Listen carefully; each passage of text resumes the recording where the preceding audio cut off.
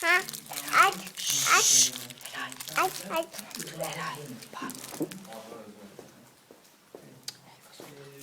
Başkonsolosluğumuza evlenmek için başvurdunuz. Biz gerekli incelemeleri yaptık. Evlenmeye yer gündemi olmadığını hissettik. Bugün burada tören için toplantı sunuyoruz. Başvurumuzu şimdi ilk kez sözlü olarak dile getirmenizden rica ediyoruz. Sayın Senen Tekin, kendi rızanızla 3 Şubat kalkmada kalmadan Sayın Mustafa Emin'le evlenmeyi kabul ediyor musunuz?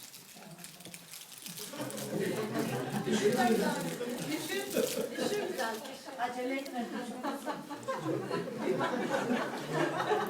Ya siz de gaz vermeyin de. Hayır dersen sen. Evet.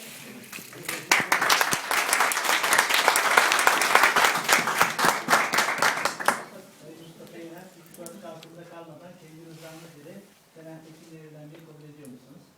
Şimdi de ben düşünüyorum. Evet.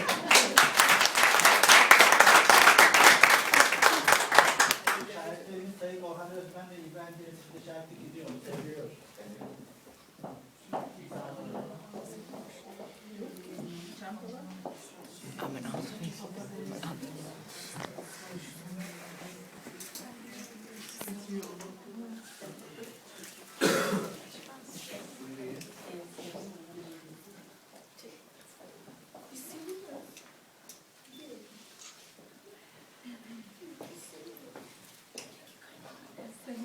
Bastım!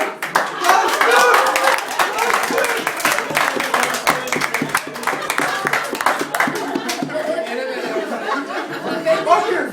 Aslan şahidi burada. Ben size ne dedim? Boş ayakkabıyı koymuş. Görüyor musun?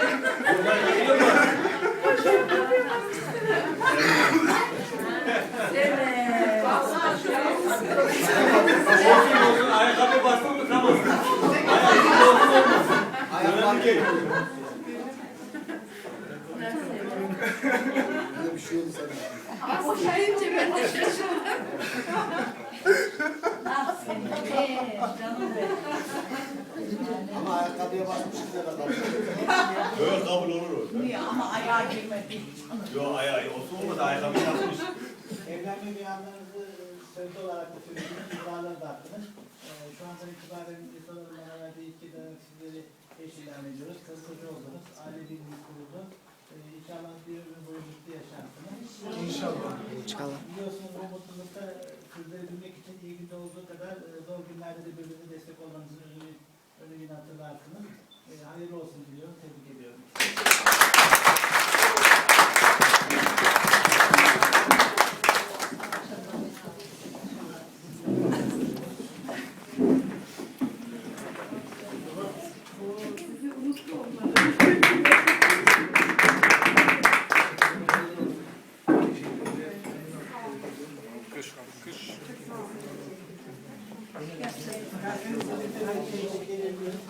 Birlikte